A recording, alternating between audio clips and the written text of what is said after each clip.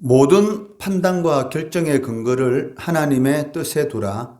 모든 판단과 결정의 근거를 하나님의 뜻에 두라라는 제목으로 말씀 전하기 원합니다. 오늘 본문 말씀은 예수님께서 하나님의 아들이시자 그리스도로서의 자신의 신적 신분에 대해서 그리고 사역에 대한 증거를 제시하는 내용이 기록되어 있습니다. 30절에 보시면 예수님께서는 당신의 심판이 의롭다라고 말씀하고 계십니다. 그 이유는 무엇이든지 임의로 하지 않으시고 당신을 보내신 아버지의 원대로 하셨기 때문이라는 것입니다. 30절에 보시면 내가 아무것도 스스로 할 수 없노라. 듣는 대로 심판하노니 나는 나의 뜻대로 하려 하지 않고 나를 보내신 이의 뜻대로 하려 함으로 내 심판은 의로우니라 라고 말씀하고 계십니다. 이는 우리가 성도로서 힘써 추구해야 할 삶이 어떤 것인가를 보여주고 있습니다. 즉, 모든 판단과 결정의 근거를 하나님의 뜻에 두어야 한다는 것입니다. 왜냐하면 하나님의 뜻이 모든 것을 규정하는 절대 규범이기 때문입니다. 그러므로 하나님의 뜻에 우리가 어느 정도의 중요성과 무게를 두고 있는가가 우리 삶의 내용을 결정하고 우리 신앙의 순도를 결정하는 기준이 되는 것입니다. 예수님께서는 세례 요한을 통해 우리가 성도로서 이 세상에서 가장 힘써야 할 일이 무엇이며 자신의 위치를 어디에 두어야 하는지를 알게 하십니다. 35절에 요한은 켜서 비추이는 등불이라 너희가 한때 그 빛에 즐거이 있기를 원하였거니와 라고 말씀하십니다. 예수님께서는 세례 요한을 켜서 비추이는 등불이다 라고 말씀하고 계십니다. 여기 등불이라는 의미는 스스로 빛을 내는 발광체가 아니기 때문에 참 빛이신 예수님과 대조를 이루고 있습니다. 또한 일시적으로 그 존재를 드러낼 뿐이다라는 그러한 의미를 지니고 있다는 것입니다. 즉, 세례 요한은 어두움 가운데 있는 사람들을 참빛이신 예수님께로 인도할 등불에 불과하다는 것입니다. 유대인들은 세례 요한이 혹시 그리스도가 아닐까라고 생각했지만 요한은 스스로 밝혔듯이 주의 길을 곧게 하라고 광야에서 외치는 자의 소리일 뿐이다 라고 말을 하고 있었습니다.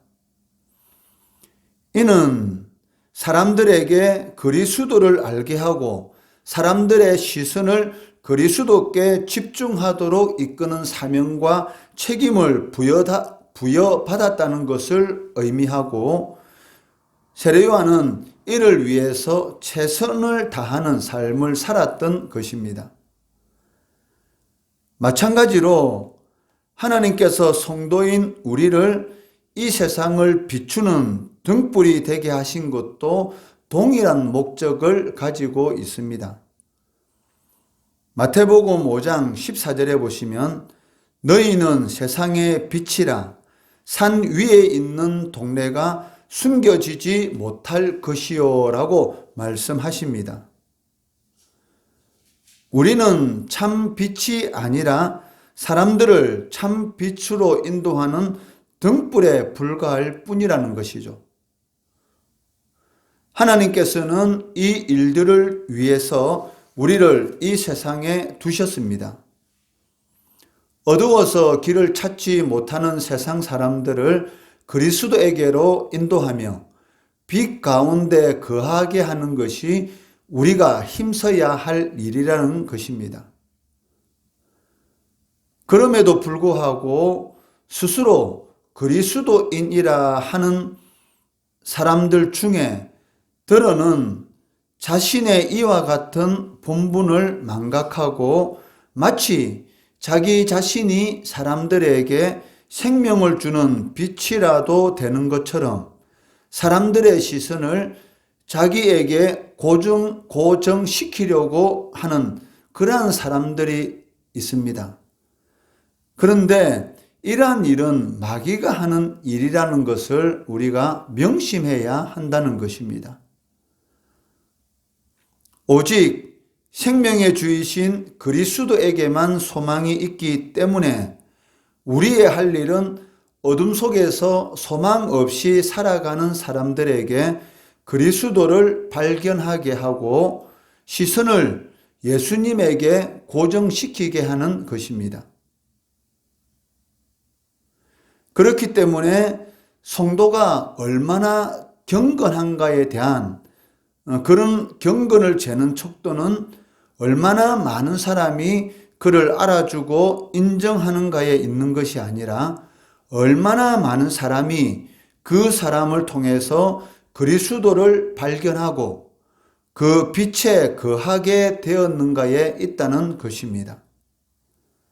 만약 예수님보다 자신이 더 많은 사람들에게 알려지기를 원한다면 이 사람은 경건과는 거리가 먼 사람이다라고 할 수 있습니다. 38절에 보시면 다수의 유대인들의 마음속에 하나님의 말씀이 거할 자리가 없다라고 예수님은 말씀하고 계십니다. 38절에 그 말씀이 너희 속에 거하지 아니하니 이는 그가 보내신 이를 믿지 아니함이라라고 말씀하고 있습니다. 그런데 우리가 아는 것은 유대인 중에 상당수의 사람들이 적어도 율법의 전문가들이었기 때문에 성경에 대한 지식이 없었다라는 것은 이해가 되지 않습니다. 유대인들은 성경의 내용들을 누구보다도 잘 알고 있었습니다. 다만 그들 안에 이 말씀들이 거할 자리가 없었다는 것입니다. 만일 유대인들 안에 이 자리가 있었더라면 말씀을 통해 성경으로부터 충분히 증거를 받으신 예수님을 거부하지 않았을 것입니다. 39절에 보시면 너희가 성경에서 영생을 얻는 줄 생각하고 성경을 연구하거니와 이 성경이 곧 내게 대하여 증언하는 것이니라 라고 말씀하고 있습니다. 구약 성경에는 많은 본문들이 예수님에 대해서 기록하고 있고 예수님이 어떤 사역을 진행하시고 어떤 분으로서 이 세상에 오게 될 것이라는 것을 많이 기록하고 있다는 것이죠. 그런데도 불구하고 유대인들은 그것을 전혀 모르고 있었다는 것입니다. 부지런히 성경을 읽기는 하였습니다. 하나님을 찾고 하나님의 음성에 귀를 기울이려고 하였지 않았기 때문에 그것이 문제인 것이지 유대인들만큼 성경을 부지런히 읽는 그러한 사람들도 없었다는 것이죠. 다만 자신들의 입장을 지지하기 위한 그러한 증거로서 성경을 읽고 성경을 듣고 성경을 찾고자 하였던 것이었습니다. 결국 그들은 다친 마음으로 성경을 읽었던 것입니다. 그리스도인들 중에도 이런 사람들이 적지 않다는 것입니다. 즉, 다친 마음으로 예수님을 믿고 다친 마음으로 성경을 읽는 사람들이 허다하다는 것이죠. 이 사람들의 내면에는 자신만의 것들이 가득하기 때문에 예수님이 들어가실 공간이 도무지 없다는 것입니다. 이들이 중시하는 것은 경건의 모양뿐이므로 생활 속에서 나타나는 열매는 없고 능력도 없다는 것이 가장 큰 문제라는 것입니다. 디모데후서 3장 5절에 보시면 경건의 모양은 있으나 경건의 능력은 부인하는 자니 이 같은 자들에게서 내가 돌아서라 라고 말씀하고 있습니다.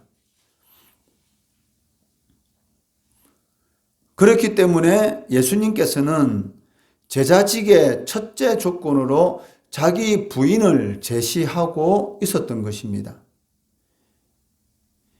이것이 선행되어야만이 열린 마음으로 예수님을 쫓고 그 말씀을 받아들일 수가 있기 때문입니다.